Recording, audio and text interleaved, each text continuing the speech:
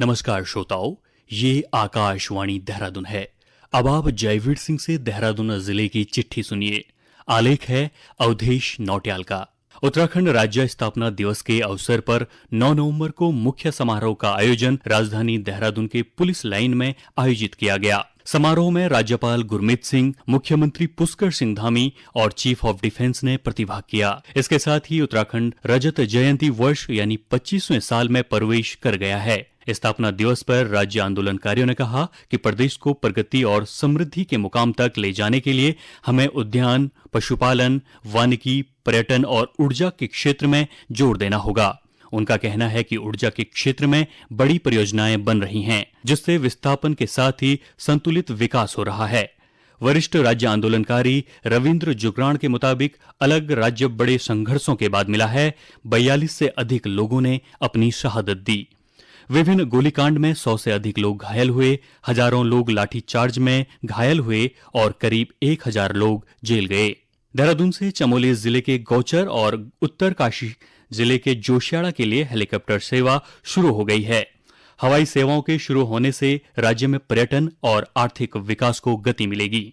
कोहरे को देखते हुए अगले महीने से रेलवे ने देहरादून से वाराणसी को जाने वाली जनता एक्सप्रेस और देहरादून से हावड़ा जाने वाली उपासना एक्सप्रेस को एक दिन के अंतराल में संचालित करने का निर्णय लिया है।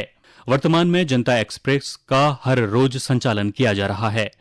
स्मार्ट सिटी परियोजना के तहत राजधानी देहरादून में अधिकांश कार्य लगभग पूरे हो गए हैं।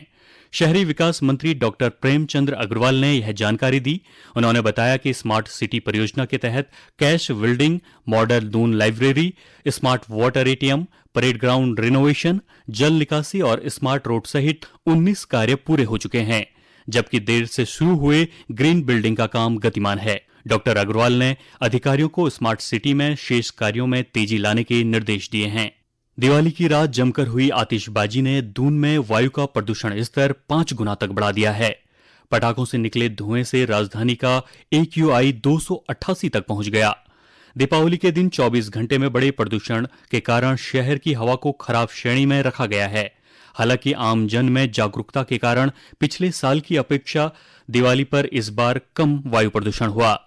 देहरादून शहर में बाल भिक्षावृत्ति पर रोक के लिए जिलाधिकारी सविन बंसल ने भिक्षावृत्ति से रेस्क्यू किए जाने वाले बच्चों के लिए तैयार किए गए माइक्रो प्लान को अनुमोदन दे दिया है। अब रेस्क्यू किए जाने वाले बच्चों को गहन देखभाल आश्रय में उचित माहौल उपलब्ध कराया जाएगा।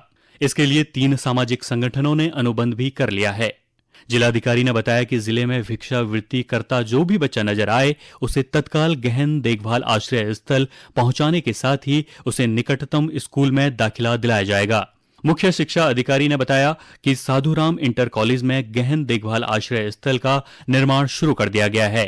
उन्होंने बताया कि आश्रय स्थल में बच्चों के लिए खेल सुविधाओं का भी विकास किया जा रहा है।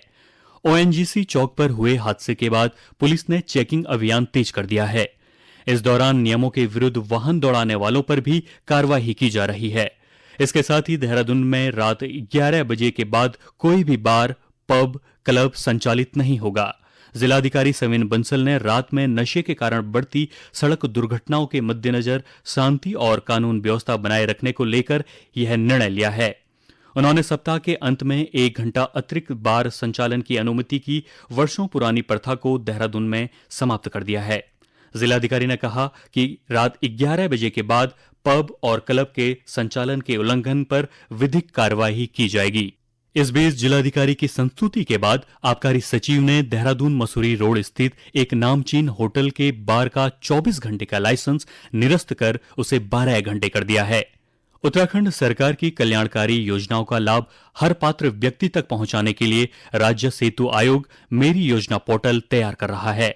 आर्टिफिशियल इंटेलिजेंस की मदद से इस पोर्टल को बहुत सहज बनाया जा रहा है। यह ऐप आवेदक के दस्तावेज का सारा हाल बता देगा और साथ ही बताएगा कि किस योजना के लिए वह पात्र है। यदि कोई व्यक्ति मछली पालन की योजना के बारे में जानकारी लेना चाहता है तो उसे अपने स्मार्टफोन पर इंस्टॉल मेरी योजना पोर्टल ऐप से सिर्फ मछली बोलना होगा। मछली बोलते ही मत्स्य पालन से जुड़ी जितनी भी योजनाएं हैं सब उसके सामने होंगी। इसके साथ ही जिले की चिट्ठी का ये अंक समाप्त हुआ। नमस्कार।